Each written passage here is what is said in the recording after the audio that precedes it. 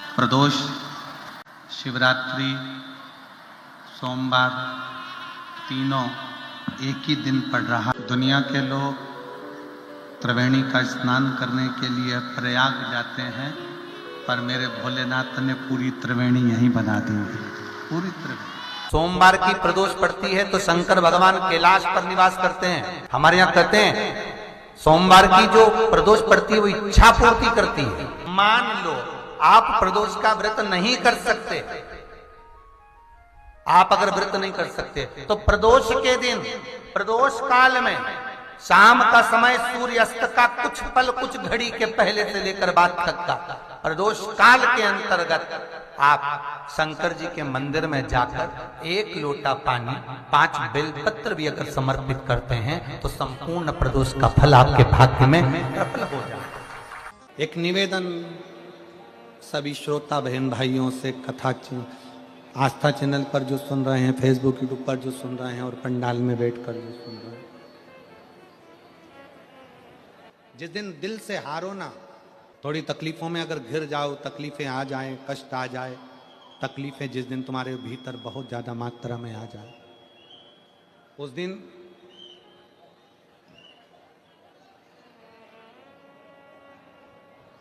तीन बेलपत्र, एक बेलपत्र में पीला चंदन, बीच वाली पत्ती। जिस दिन तुम्हें लगे कि मैं बहुत दुखी चल रही हूं और मेरा काम हो ही नहीं रहा, बहुत तकलीफ की जिंदगी चल रही है, कोई हाथ पकड़ने वाला नहीं है, कोई संभालने वाला नहीं है और बहुत तकलीफ हो रही, बहुत तकलीफ। उस समय पर एक बेलपत्री के बीच वाली पत्ती पर पीला चंदन, दूसरी पत्ती पर लाल चंदन और तीसरी पत्ती पर 11 चावल गीले, पानी में उसको थोड़ा सा भिगो लें या धो लें, 11 चावल गीले शिव जी की उस पत्ती पर रखें। सबसे पहला पीला चंदन का बेलपत्र, दूसरे नंबर पर लाल चंदन का बेलपत्र, तीसरे नंबर पर जो 11 चावल आपने धोकर रखे हैं वो हाथ की हथेली में रखना है और हाथ की हथेली में रखकर अपनी कामना कर कर भगवान शंकर से विनय कर कर पंचाक्षर मंत्र नमः शिवाय या षडाक्षर मंत्र ओम नमः शिवाय या श्री शिवाय नमस्तुभ्यम बोलकर उस बेलपत्र पर सीधे हाथ में रखकर उल्टे हाथ का स्पर्श कर कर बाबा से अपने मन के भाव कहकर शंकर के शिवलिंग पर उसे समर्पित कर दीजिए। 1 ही लोटा जल, जहां से जल बहता है अशोक सुंदरी वाली जगह, 1 ही लोटा जल जहां से जल बहता है उस जल बहने वाली जगह पर 3 बार उस जल को अपनी कामना कर कर श्री शिवाय नमस्तुभ्यम या पंचाक्षर मंत्र या षडाक्षर मंत्र बोलकर 3 बार उस स्थान पर गिरा दीजिए। गिराने के बाद में बाबा से विनय कर कर अक्षत वाली जो बेलपत्र है, एक बेलपत्र और एक अक्षत उसमें से अपने लिए लेकर आ जाओ। उसको 2 महीना 3 महीना अपने घर में रखिए। जितना भी दुख है धीरे धीरे बाबा समाप्त कर कर खुशियां घर में लेकर आता ही है। दुख समाप्त होगा, खुशियां घर में आएगी जरूर। जो बेटियां ससुराल में दुखी हैं, बहुत कष्ट में हैं या आपस में सामंजस्य पति पत्नी का नहीं बन रहा है या कोई विवादित वाली बात है, तो निवेदन है तलाक पर बात को लेकर मत जाना।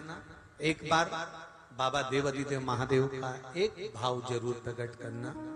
महाराज श्री अवधूतेश्वर महादेव का नाम लेते हैं। कौन से महादेव? अवधूतेश्वर महादेव का नाम लेकर थोड़ी सी मूंग, हरी जो मूंग होती है, उस मूंग को गला लीजिए पानी में। गलाने के बाद में उस मूंग को शिव मंदिर में ले जाकर भगवान जो नंदीश्वर विराजमान होते हैं वहां रखकर 7 बेलपत्र उस मूंग पर चढ़ा दिया। चढ़ाकर बेलपत्र मेरे देवाधिदेव महादेव को अवधूतेश्वर महादेव के नाम से समर्पित कर दीजिए। वो मूंग उठाकर गौशाला में या आपके रोड पर कोई नंदी दिख जाए या गौशाला में कोई नंदीश्वर हो तो उस नंदी को वो मूंग खिला दीजिए थोड़ी सी। 3 या 4 प्रदोष करोगे, तलाक तक बात नहीं पहुंचेगी, आपस में प्रेम बढ़ जाएगा, बेटी को सम्मान मिलना प्रारंभ हो जाएगा और टेंशन समाप्त हो, परिवार नहीं टूटेगा।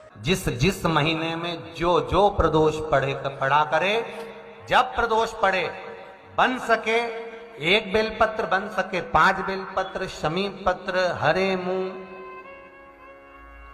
हरा मूंग बेलपत्र, एक कलश के अंदर थोड़ा सा पानी लेकर 1 बेलपत्र, हरा मूंग, शमी पत्र डालकर और उसमें थोड़ा सा गुड़ डालकर भगवान शिव का स्मरण कर कर प्रदोष काल में, मान लो कोई काम आपका बहुत जरूरी है, बहुत दिनों से आप थक गए हैं, नहीं हो रहा, कर्जा बढ़ रहा है, धन नहीं आ रहा, व्यापार नहीं चढ़ रहा, या कोई समस्या बहुत प्रबल है, कोई एग्जाम में बैठ रहे हो नहीं हो रहा, परीक्षा भी दे दी है, रिजल्ट आने ही वाला है, तो भी प्रदोष काल में, प्रदोष के समय वो जल मूंग, शमी पत्र और बेलपत्र और गुड़ का शंकर के शिवलिंग को समर्पित करना प्रारंभ कर दो। 2 या 3 प्रदोष करोगे, बाबा आपकी मनोकामना शीघ्र पूर्ण कर देगा। 2 या 3 करो, बाबा करें। बहुत तकलीफ है, दुख की जिंदगी चल रही है, कोई परिवार में बेटे हैं, बहुएं हैं, बेटियां हैं, सब प्रयास कर रहे हैं, बेटे भी प्रयास कर रहे हैं, बहू भी प्रयास कर रही है, बेटी भी प्रयास कर रही है कि मुझे कोई अच्छा जॉब मिल जाए, मैं उन्नति की सीढ़ी पर चढ़ जाऊं, मैं बहुत आगे बढ़ जाऊं। और बेटा बेटी बहुएं अगर आगे नहीं बढ़ पा रही है तो शिव महापुराण की कथा कहती है कि एक कार्य करिएगा, एक बेलपत्र लीजिए और 7 चावल के दाने इस बेलपत्र के मध्य वाली पत्ती पर रख लीजिए। जो बेटा बेटी बहुत प्रयास कर रहे हो, बहुत कंपटीशन एग्जाम दे रहे हो, बहुत मेहनत कर रहे हो और उसके बाद भी बहुओं का, बेटियों का, बेटों का अगर कहीं जॉब नहीं लग रहा और कहीं सिलेक्शन हो ही नहीं रहा और बहुत हार चुके हैं, तब एक बेलपत्र 7 चावल के दाने मध्य पत्ती पर 7 चावल के दाने, एक घिसे हुए चंदन की गोली, पीला चंदन को घिस कर उसकी एक गोली बनाए, एक गोली गोल कर शिवपिंडी जैसी, शिवलिंग जैसी गोली बनाकर उस चावल के दाने पर रख लो। एक स्थान पर रखकर घर के अंदर ही उसका पूजन कर लो।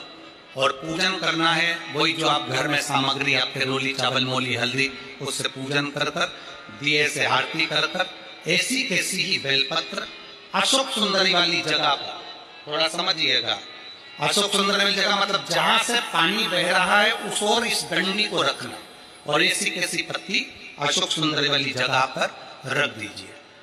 ये किसी भी प्रदोष के दिन या किसी भी सोमवार की अष्टमी के दिन या किसी भी विशेष शिवरात्रि के दिन आप ये एक बार केवल करना है और अपने मन की कामना कर कर उसको रखकर बाबा को घी का 2 दिया लगाकर आ जाना है। मेरा भोलेनाथ आपका हाथ पकड़कर आपको कंपटीशन एग्जाम में विजय दिलाएगा। पर मेहनत करना नहीं छोड़ना, परिश्रम करना नहीं छोड़ना, संघर्ष करना मत छोड़ना। अपनी मेहनत को 4 गुना करना है, अपने परिश्रम को 4 गुना करना है, अपने कर्म की लगन को बढ़ाना है। जितने घंटे पढ़ाई करते थे उससे 2 घंटा और बढ़ाओ, जितनी मेहनत करते थे उससे 4 घंटा की मेहनत और बढ़ाओ। और साथ में 7 अक्षत एक चंदन, पीले चंदन की एक शिवलिंग जैसी आकृति, छोटा सा शिवलिंग जैसा भाग रखकर घर में उसका पूजन कर कर, घी का दिया से आरती लगाकर, बाबा की आराधना कर कर, दिल से कामना कर कर बाबा से वो ले जाकर ऐसे के सही पत्ता अशोक सुंदरी वाली जगह, अशोक सुंदरी की जगह जानते हो? ये जो जगह है, ये जो जगह दिख रही है, मेरा निवेदन है चैनल वालों से थोड़ा इसको दिखाने का प्रयास करें। ये जो जगह है, ये शिवलिंग है, इधर शिवलिंग है, और शिवलिंग के साइड में जो जगह होती है जहां से पानी बहता है उसको अशोक सुंदरी की जगह कहते हैं। तो इस स्थान पर इस बेलपत्र को, इस बेलपत्र की डंडी पानी बहते समय, बेलपत्र की डंडी है वो पानी बहने के स्थान पर हो, उसको रख दीजिए। 2 घी के दिए लगाकर, और घी के दिए का स्मरण करें। दोनों दिए गोल बत्ती के नहीं होंगे, दोनों दिए लंबी बत्ती के नहीं होंगे। जो 2 दिए आप लगाएंगे, एक गोल बत्ती का होगा, एक लंबी बत्ती का होगा। गोल बत्ती क्या बोलते हैं यहाँ पर? फूल बत्ती। यहाँ फूल बत्ती बोलते, तो गोल बत्ती मतलब फूल बत्ती, और लंबी बत्ती, लंबी वाली बत्ती। 2 दिए लगाना है, एक जगत जननी का, एक बाबा विश्वनाथ का। दोनों दिए आप रखकर बाबा को प्रार्थना कर कर दिल से आइए, मेरा शंकर आपकी कामना पूर्ण करेगा। शिव को प्रिय है पुष्प में आंक का पुष्प, जो आंकड़े का पुष्प होता है शंकर को बड़ा प्रिय है। और दूसरे नंबर पर शंकर को प्रिय है शमी का पुष्प, बहुत ध्यान देना महाराज। तीसरे नंबर पर शंकर को प्रिय है महाराज सरसों का पुष्प। सरसों होती है ना, जो राई अपन बोते हैं, सरसों बोते हैं, उसमें पीले कलर का जो पुष्प लगता है। हमारा तो निवेदन रहता है जब तक सरसों आए तो प्रयास करा करो कि सरसों के 108 पुष्प शंकर भगवान पर चढ़ाना प्रारंभ कर दो। महाराज ये पक्का है कि वर्ष भर कोई बड़ी बीमारी आपको घेर नहीं सकती अगर सरसों के फूल शिव को चढ़ रहे हैं तो। और प्रयास करना कि सरसों का जो पुष्प होता है, सरसों का जो फूल होता है महाराज, अगर कोई व्यक्ति को किडनी या लीवर से जुड़ी हुई कोई तकलीफ होती है, या किसी व्यक्ति का एक्सीडेंट हो गया होता है और उसका कोई अंग रह गया हो, कोई शरीर का कोई भाग रह गया और वो काम नहीं कर रहा हो, जैसे किसी के पांव रह जाते हैं एक्सीडेंट के बाद, किसी का हाथ रह जाता है, या कोई अंग काम नहीं कर रहा हो, वहाँ ब्लड पहुँच नहीं रहा हो, वो जगह एकदम सुन्न हो गई हो, खाली पड़ गई हो, तो उसके लिए शिव महापुराण की कथा कहती है कि सरसों के पुष्प 11 शंकर जी के राइट भाग में, जहाँ शिव जी के गण दरवाजे के द्वारपाल मणिभद्र जिस जगह पर निवास करते हैं, कौन निवास करते हैं? मणिभद्र। शंकर जी के दरवाजे के द्वारपाल हैं मणिभद्र जी। तो मणिभद्र दरवाजे के द्वारपाल में राइट भाग में मणिभद्र जी विराजते हैं। मतलब राइट भाग कौन सा हुआ? जब आप मंदिर से बाहर निकलेंगे तो राइट भाग, मंदिर में प्रवेश करेंगे जब राइट नहीं होना चाहिए, आप मंदिर से जब जाएं तो राइट भाग। मतलब आप मंदिर से राइट से जाएंगे तो शंकर जी का भी राइट हो जाएगा, क्योंकि शिव जी ऐसे बैठे हैं तो शंकर जी का भी राइट हो गया, देवता उनका भी राइट हो गया, तो राइट भाग सीधा हाथ मणिभद्र जी का स्थान। 11 सरसों के पुष्प मणिभद्र के उस द्वार पर आप रख दीजिए, और मणिभद्र के द्वार पर रखकर अंदर जाकर 108 वापिस जब आप बाहर निकल रहे हैं, ये पुष्प आप रखने के बाद एक बार बाहर जाएंगे, फिर वापिस आएंगे मणिभद्र रखने के बाद, और अंदर जाकर 108 सरसों के पुष्प शंकर को समर्पित करेंगे महाराज। उस सरसों के पुष्प जो शिव जी को आप समर्पित कर रहे हैं उसको वापिस लेकर आएंगे, श्री शिवाय नमस्तुभ्यम बोलकर उस सरसों के पुष्प को महाराज सरसों के तेल की बोतल में उसको डाल लीजिए। शंकर भगवान को किसी भी प्रदोष में, शाम के समय प्रदोष काल में उस तेल को वापस ले जाकर चढ़ा दीजिए शिव जी को, उसको वापस लेकर आ जाइए। उस तेल का प्रयोग आप नाभि में डालिए, और जो शरीर काम नहीं कर रहा उस स्थान पर कम से कम 15 दिन 20 दिन तक उसकी मालिश करना प्रारंभ करिए। बाबा चाहेगा तो चलाने का प्रयास कर देगा और वो अंग, वो शरीर काम करने लगेगा। मणिभद्र का स्मरण, श्री शिवाय नमस्तुभ्यम, सब बोलिए एक बार जमकर, श्री, अरे पहले बोल दिया, हमारे साथ तो बोलो, श्री शिवाय नमस्तुभ्यम भगवान शिव के मंत्र का स्मरण कर कर करते सरसों का जो पुष्प है उसमें आनंद की अनुभूति है। आनंद पर अपन कहते हैं दिल कर जाए कि आज मेरा मन है मैं पार्थिव शिवलिंग बनाऊं। गमले में से मट्टी लो, खेत में से मट्टी लो, जहां से मट्टी ले सकते हो। घर के बाहर कोई गमला हो, बगीचा हो, शहरों में जमीन पर कहां मट्टी ढूंढने जाओगे, तुम्हारे जो गमले लगे रहते हैं उसमें से मट्टी ले लो, पर छोटा सा पार्थिव शिवलिंग का निर्माण समझ लेना जरा।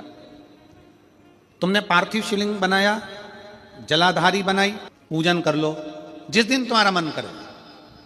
कोई तिथि, कोई वार, कोई दिन, कोई समय, कोई घड़ी, कोई पल कुछ मत देखो। तुमने पार्थिव शिवलिंग का निर्माण किया। 3 आखा चावल, 3 अक्षत।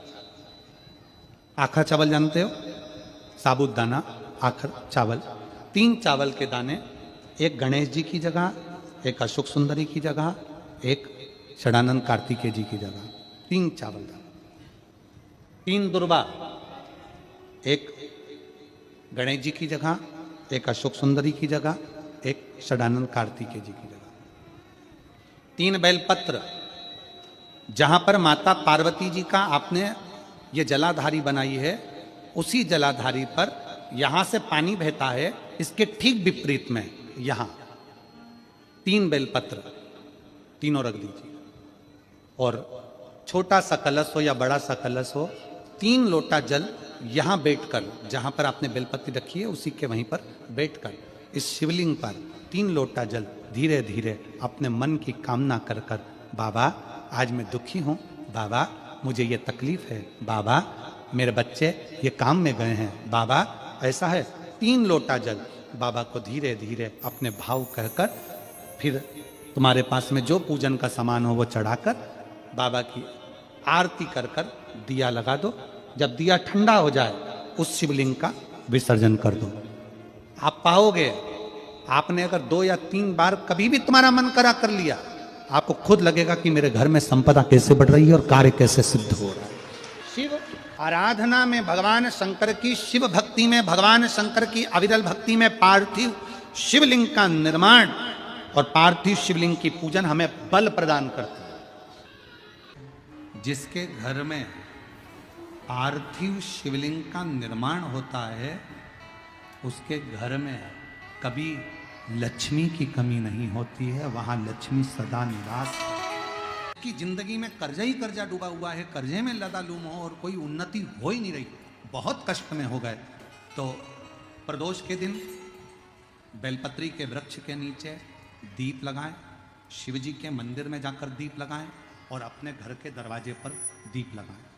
प्रदोष के दिन बेलपत्र के वृक्ष के नीचे लगाया गया दीपक, शिव मंदिर में लगाया गया दीपक और अपने दरवाजे पर लगाया गया दीपक, ये तीनों जब एकाग्रित भाव से दीप लगाए जाते हैं तो ब्रह्मा विष्णु महेश हमारे कार्य की सफलता देते ही हैं, उसमें अटकल नहीं। प्रदोष बन सके तुम्हारे पास में शिवालय हो या बेलपत्री का वृक्ष हो, वहां दीप दान अवश्य करना चाहिए। अभीश्वर महादेव का नाम, 7 कनेर के पुष्प, 1 बेलपत्र। जिस समय पर कनेर का फूल बेलपत्र के साथ चढ़ाया जाएगा तो 7 कनेर के पुष्प सीधी बेलपत्र पर आपको रखना। आपका भाग्य ठीक नहीं चल रहा, आपकी किस्मत ठीक नहीं चल रही, आपके ग्रह ठीक नहीं चल रहा है, नंदीश्वर के पास में बैठकर श्री शिवाय नमस्तुभ्यम बोलकर अशोक सुंदरी वाली जगह पर स्पर्श कराकर भगवान शंकर पर 7 फूल के साथ बेलपत्री की डंडी अशोक सुंदरी की साइड हो, ऐसा स्मरण करते हुए शिव को समर्पित कर वही बेलपत्री 5 बार नमः शिवाय या पंचाक्षर मंत्र, षडाक्षर मंत्र बोलकर वही बेलपत्री 3 प्रदोष 4 प्रदोष, अपने प्रदोष आप चढ़ा रहे हैं, प्रदोष काल में वो बेलपत्री लाकर अपने पूजन वाले स्थान पर रखते जाओ। एक बेलपत्री एक प्रदोष पर लाओगे, अगला प्रदोष आएगा, आपके भाग्य बदलने में आपको खुद मालूम पड़ जाएगा कि आपकी किस्मत कैसे बदल